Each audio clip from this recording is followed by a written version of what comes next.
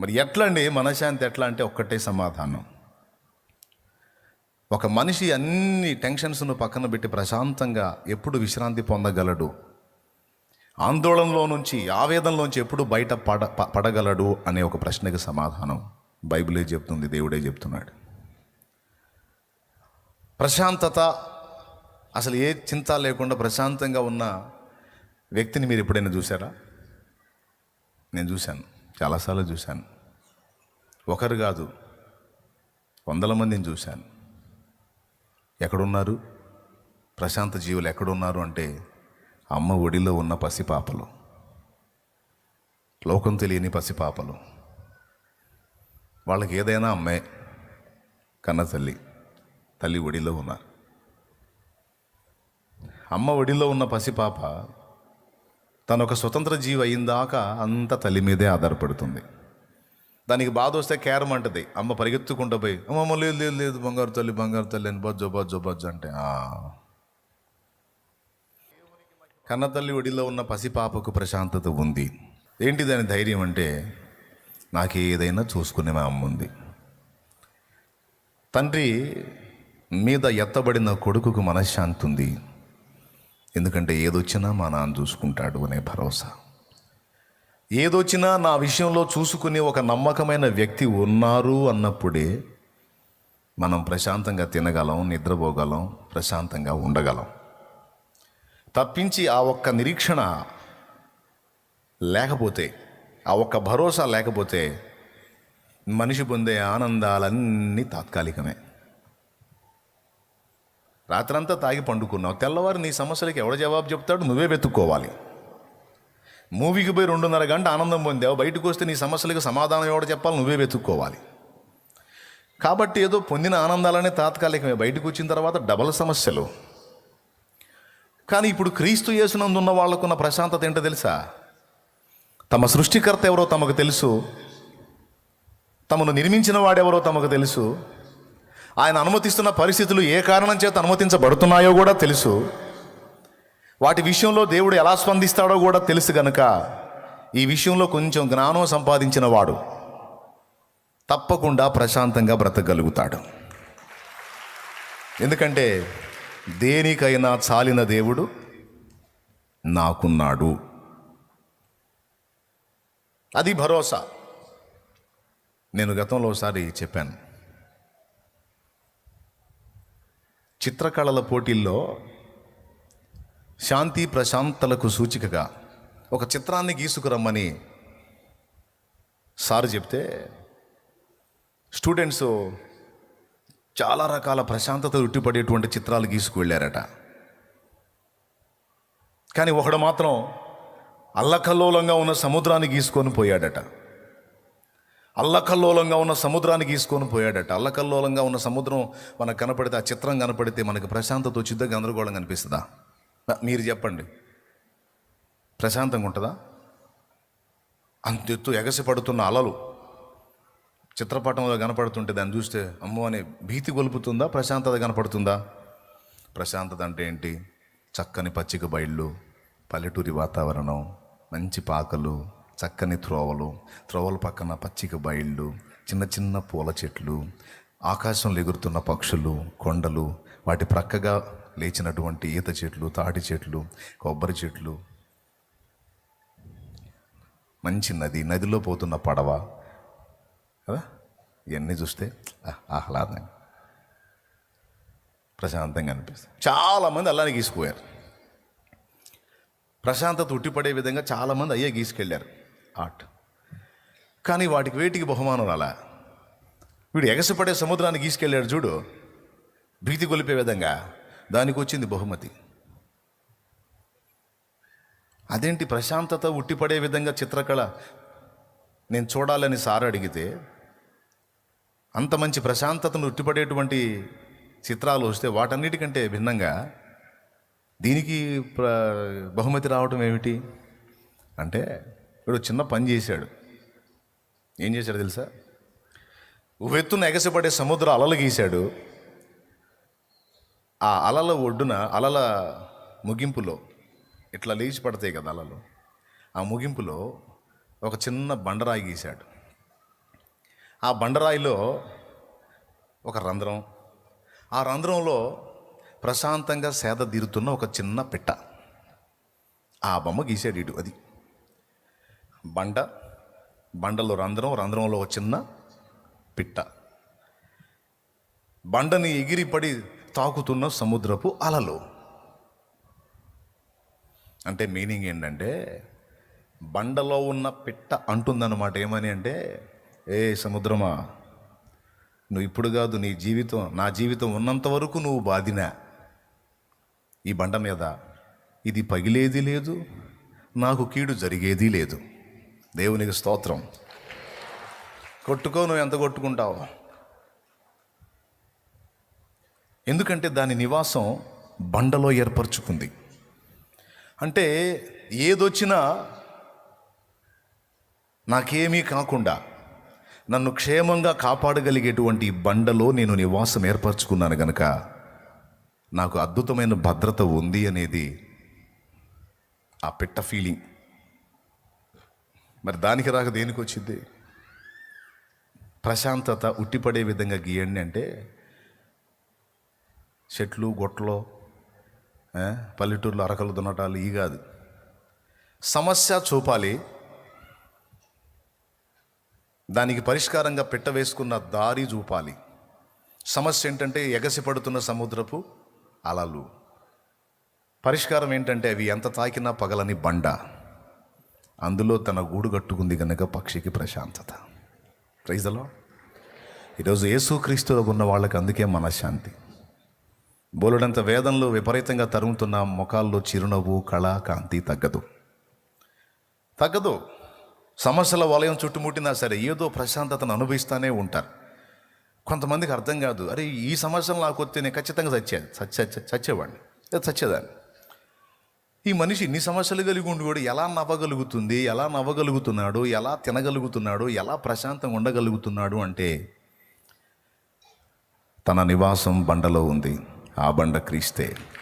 కొరింథీయులకు రాసినటువంటి మొదటి పత్రిక 10వ అధ్యాయము 5వ వచనం. ఎట్లా వస్తుంది మనశ్శాంతి మనకి? నాకేదొచ్చినా దాన్ని డీల్ చేసి నా కీడును కూడా మేలుగా మార్చేటువంటి ఒక అద్భుతమైన వ్యక్తి నాకు తోడై ఉన్నప్పుడు, నా చీకటిని వెలుగుగా మార్చేటువంటి ఒక నమ్మకమైన అద్భుతమైన సర్వశక్తి గల వ్యక్తి నాకు తోడై ఉంటే ఇంకా టెన్షన్ దేనికి?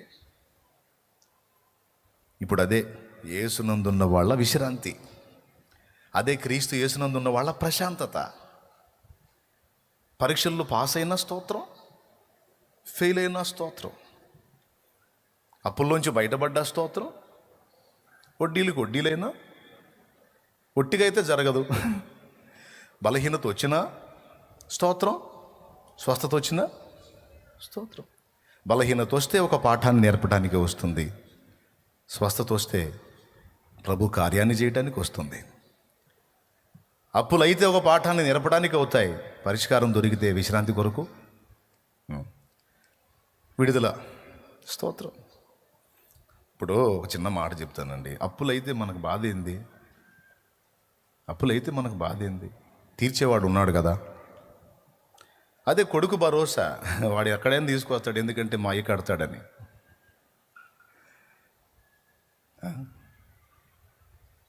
యేసు ప్రభు అన్నిటికీ చాలినవాడు. ఆత్మను విమోచించడానికి తన ప్రాణాన్ని మన కోసం ఫణంగా పెట్టినటువంటి దేవుడు శరీరానికి కావాల్సిన సమస్యలకు పరిష్కారం చూపలేడా?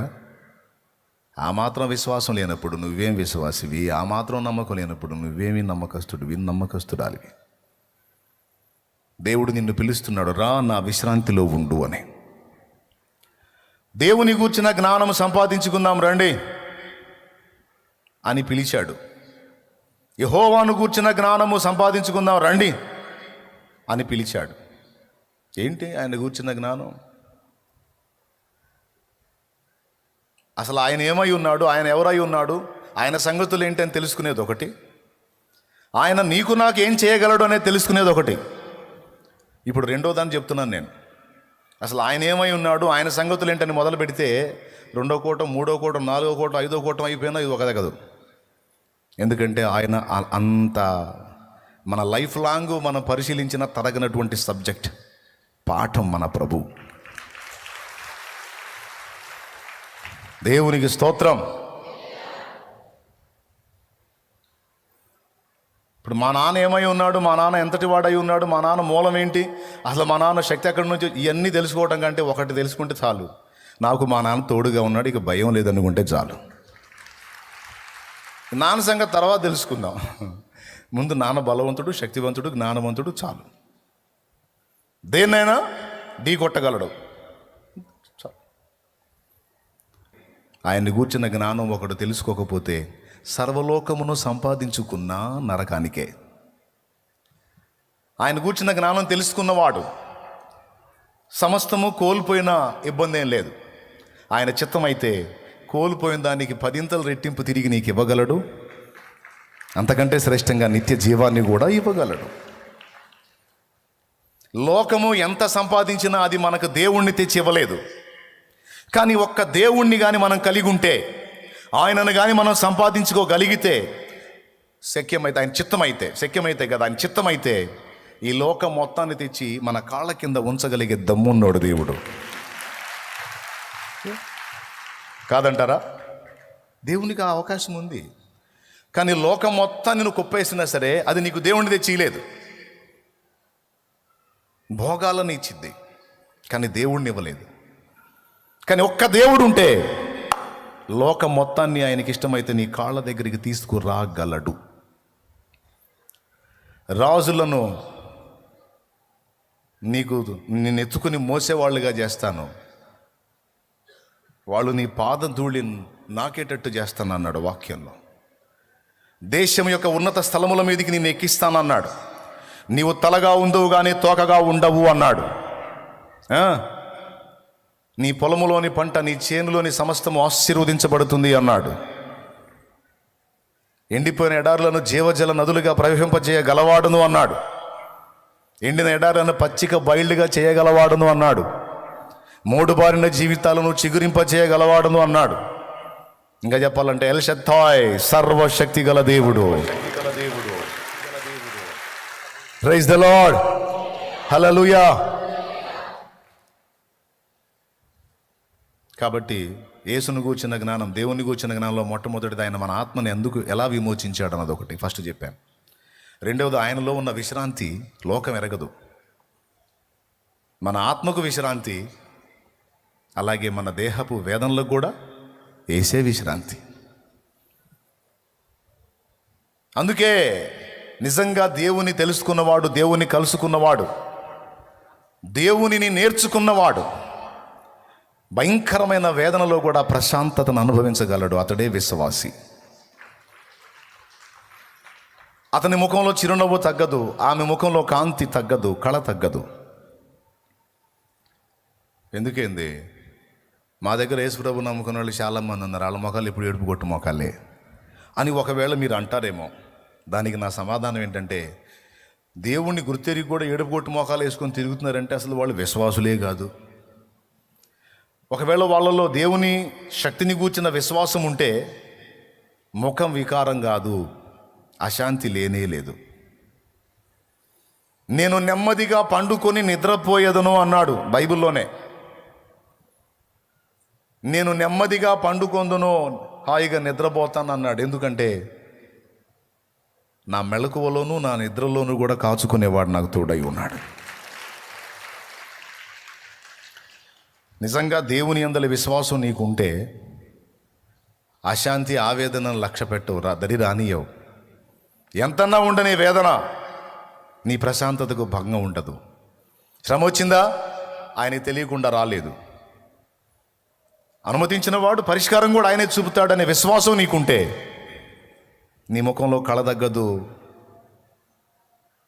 నీకు ప్రశాంతత ఎంత మాత్రం తక్కువ కాదు. అందుకే చర్చికి వస్తా, దేవుని వాక్యాన్ని వింటా, దేవుని శక్తిని గూర్చి తెలుసుకొని కూడా కొంతమంది వేదనలో ఉన్నారంటే అది నమ్మట్లేదు ఆయన్ని వాళ్ళు. ఎక్కడైతే విశ్వాసం ఉంటుందో అక్కడ ఆందోళనకి, వేదనకి తావులేదు. ఎక్కడ ఆందోళన, గలిబిలి, గందరగోళం ఉందో అక్కడ విశ్వాసం లేదని అర్థం.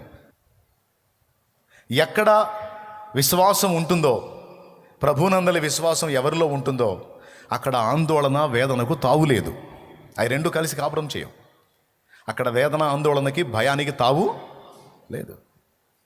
ఎక్కడ ఆవేదన ఆందోళన భయం గందరగోళం ఉందో, ఏ వ్యక్తిలో ఉందో, ఆ వ్యక్తి దేవుని యందలి విశ్వాసాన్ని కలిగి లేడు అని అర్థం.